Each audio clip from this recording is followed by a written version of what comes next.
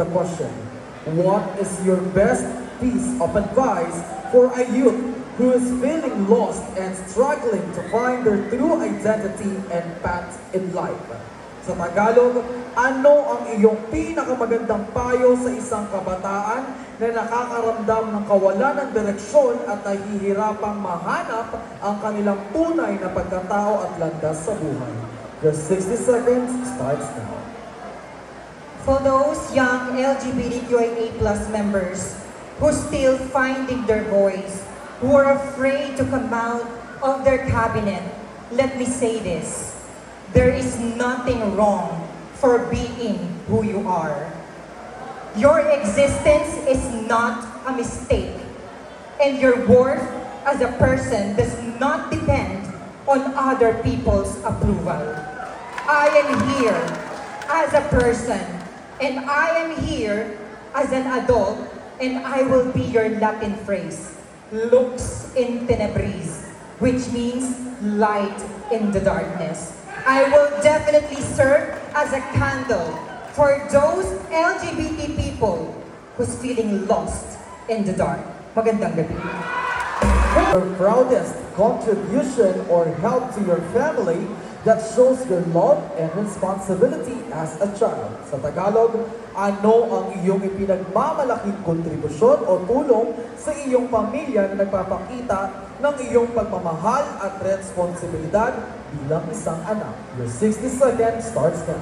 Before leaving my hometown, I actually had a coffee with my mom, and she says, "Nak, kaya mo yan." Because as a breadwinner in our family, this is the very same question I received in Queen of Recto. I am conquering the 6 provinces in Bicol region, and I traveled all the way from Sorsogon City to Tagatog, Malabon, just to be able to join pageants in order for me to be able to give something for my family. This pageant serves as my bread and butter, and may this inspire all the breadwinners out there to take risks, to always do what you can do to provide for your family. Because as breadwinners, we are the one who are standing in our family, and with that, we serve as a backbone for them. Dahil tayong mga breadwinner, kahit walang matira sa atin para sa ating pamilya, patuloy tayong mangangarap para sa kanila. Maraming salamat po. Thank you so much, Tagalog. Kung ikaw ay isang kapitan ng barangay, anong simpleng proyekto o aktibidad ang nais mong simulan na direktang makakatulong sa mga miyembro ng LGBT sa iyong komunidad? Let me repeat that. Your 60 seconds starts now. Nais ko pong sagutin ang katanungan na naaayon lamang po sa aking kaalaman at mula po sa aking puso. Hindi na po ako lalayo. Sa Barangay Tugatog, marami pong bakla. Nais ko pong magbigay ng proyekto, hindi proyekto na makakatulong sa kanila. Bagkus, magbibigay po ako ng proyekto like volleyball, dahil marami pong mga baklang volleyballista dito sa Tugatog. Na mailayo, pag nagkaroon tayo ng proyekto na katulad ng volleyball, mailalayo ko po sila sa bisyo. Dahil marami pong mga bakla na naliligaw ng landas, nawawala sa kanilang mga focus sa buhay. Kaya sa simpleng proyekto na makabuo, like volleyball, malalayo ko po sila sa bisyo na tinatahak nila sa kanilang buhay. Thank you so much. Thank you so much. Thank you. And here's your question. For you, what is the true definitions of love and commitment? And how do you practice it to keep your own family strong and united? Sa Tagalog, para sa iyo, ano ang tunay na kahulugan ng pagmamahal at katapatan at paano mo ito isinabuhay upang panatilihing matatag at nagkakaisa ang iyong pamilya? Let me repeat. Your 60 seconds starts now.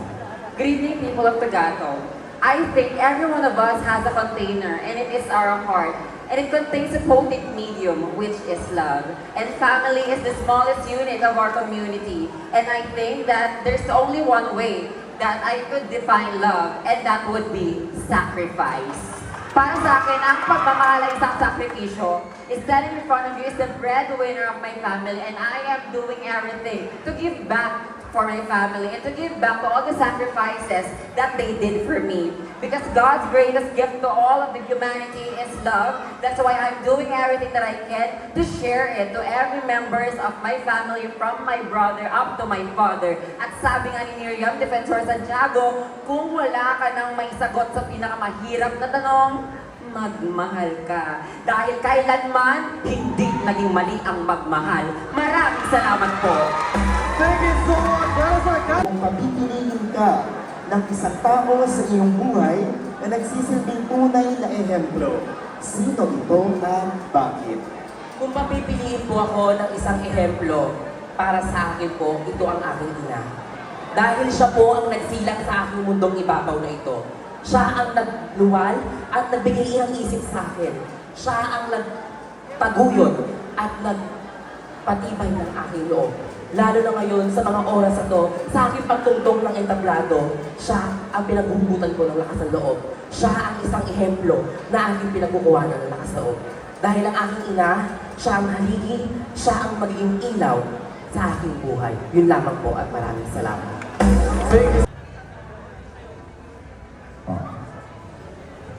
This is from the movie. Later. Lola, hindi ko ba siya nilito? Sino? Ang Diyos po. Nalilito saan? Pagsabay-sabay po nagdarasal ang mga tao. Tapos, iba-iba pa po ang mga hinihingi natin. Lahat po ba tayo naririnig niya? Kahit yung hindi nililigtas ng ating bibig at yung mga lihim na itinadain ng ating mga puso, nakatitig na yun. Kunwari, ikaw. Alam ko, paglabas natin dito sa simbahan mamaya, diba? Gusto mo ibili kita ng lobo? Po, paano niyo po nalaman? Kasi mahal kita eh. Okay. So, Sige. this is a movie clip coming from the movie Tanging yaman. Tanging Yaman. Kala ko mga kwento ni Lola. The question is, the critically acclaimed movie Tanging Yaman illustrates faith as one of life's greatest treasures. And as a trans woman, what have you been praying for recently?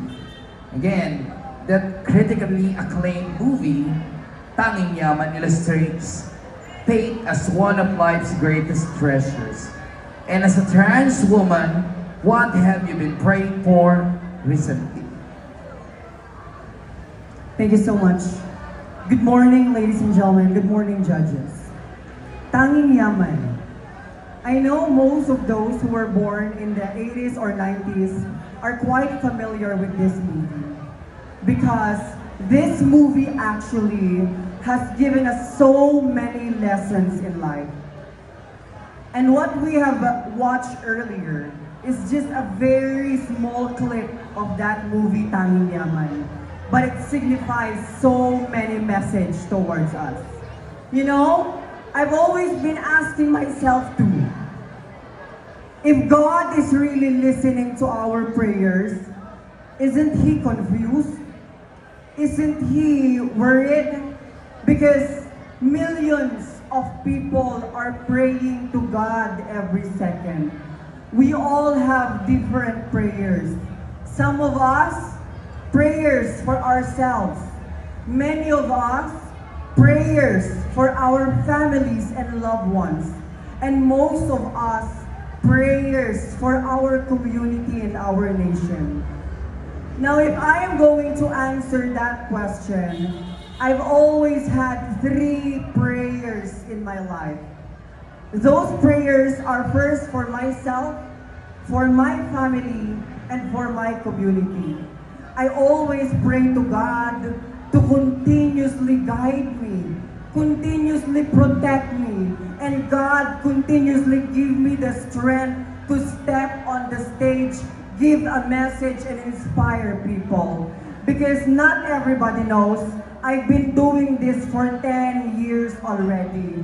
I've been joining trans beauty pageants all over the Philippines for a decade already. Not because I am earning, but because I have used this platform for people to hear me, for people to be inspired, and for me to change and touch other people's lives. And so, I will always pray to God to please guide me and give me more power and more strength.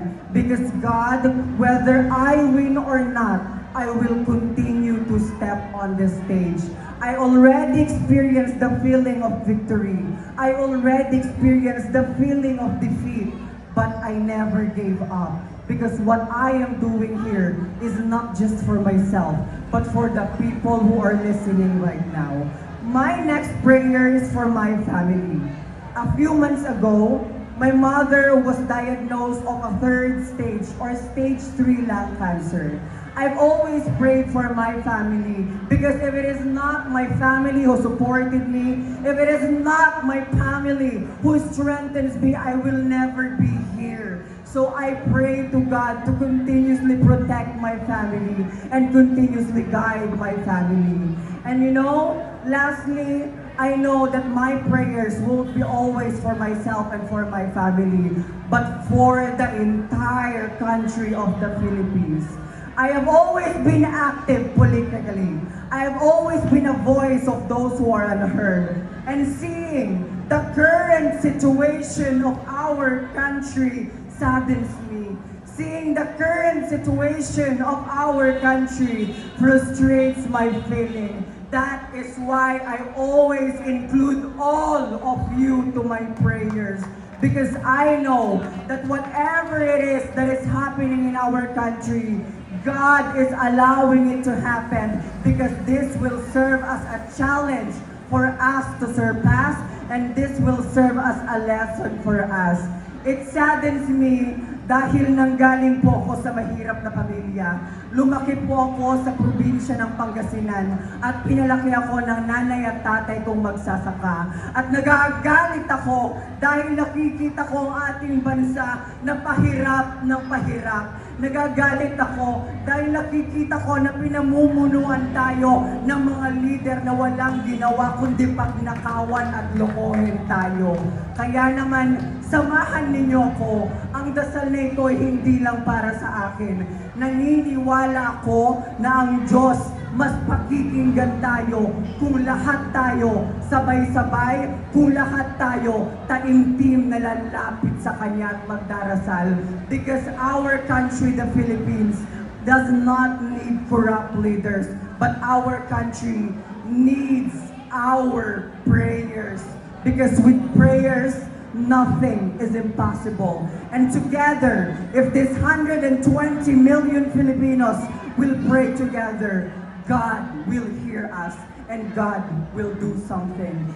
Believe me when I say that our strongest weapon towards this problem that we are encountering is not money, is not popularity, is not wealth, but the faith that we have in God. Kaya naman, sa pelikulang Tanging Yaman, ang tunay na yaman ay hindi nasusukat sa pera, kasikatan o pisikal na kaanyuan. Dahil ang tunay at tanging yaman ay ang ating pananampalataya sa Diyos. Kaya naman, naniniwala ko, mga kagalang-galang na hurado, mga mamamayan ng rekto, meron tayong mga kani-kaniyang dasal, meron tayong kani-kaniyang hiling. Bagamat hindi pa ito dinidinig ng Diyos, ngunit naniniwala ko na sa tamang panahon, hanggat hindi tayo bumibitaw, hanggat hindi tayo napapagod na magdasal at manampalataya sa Kanya, tayo'y Kanyang pakikinggan. Lagi lamang natin ipapaalala sa ating sarili na ang ating tanging yaman ay hindi nakikita, ngunit nasa puso natin ang Diyos kasama natin palagi. Marami pong salamat. This is your question. If you are a SEAL, what advice can you give to a trans nene if she wishes to become a trans woman in the future? Again, if you are a SEAL, What advice can you give to a trans nene if she wishes to become a trans woman in the future? Your 60 seconds starts now. You know what, ladies and gentlemen, I believe that as a human being, we start like a seed. And if I will give a message to that trans woman to become, if she wishes to become a trans woman someday, I would encourage him or her to become a strong, independent person. Because I myself experienced different challenges and chaos in life. But here I am, being strong, and that makes me what and who I am today. Thank you. Short, but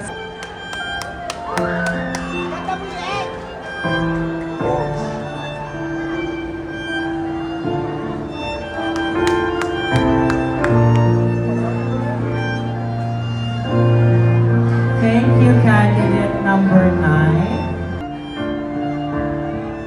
Vietnam home. Pili ka na ng number mo.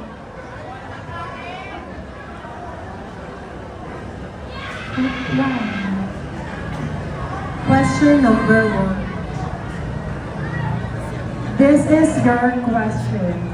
If you are a shield, how will you protect the trans community from any form of harm? Again, if you are a shield, how will you protect the trans community from any form of harm? Thank you. Your timer starts now. Well, indeed, the LGBTQIA plus community faces a lot of discrimination and harm in everyday lifestyle that we do in this world.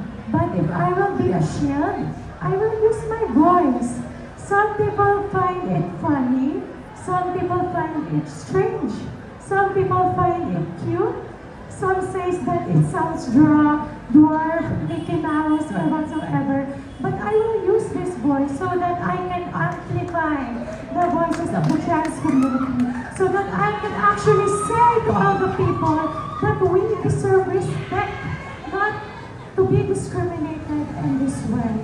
In just simple manner, I know that we can be or we can have a common understanding, and I can make the trans community in a full safety. Thank you so much. Thank you so much, Miss Aliyah Bilya. Very nice. Bridge, Miss Billy.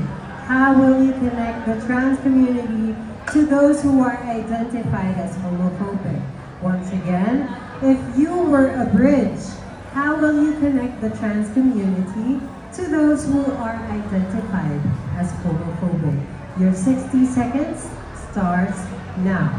Homophobic people have their reason as to why they hate transgender women. And if I will be a bridge, I will be using education in order for me to connect these people for them to fully understand what our sexuality means.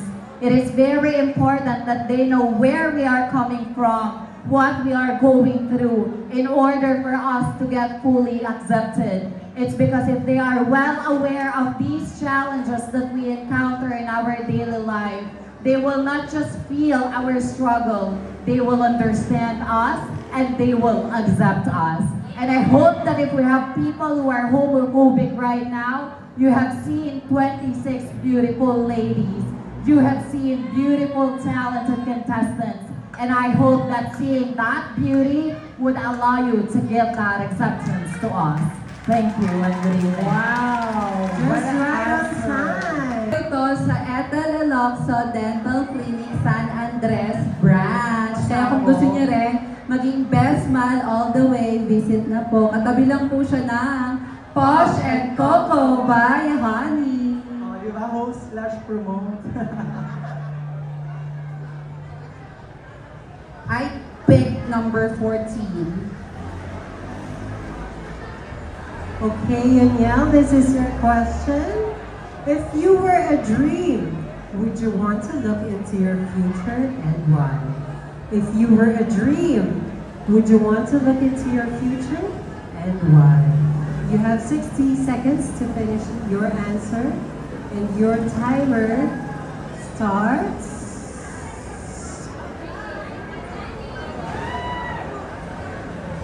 60 seconds starts now.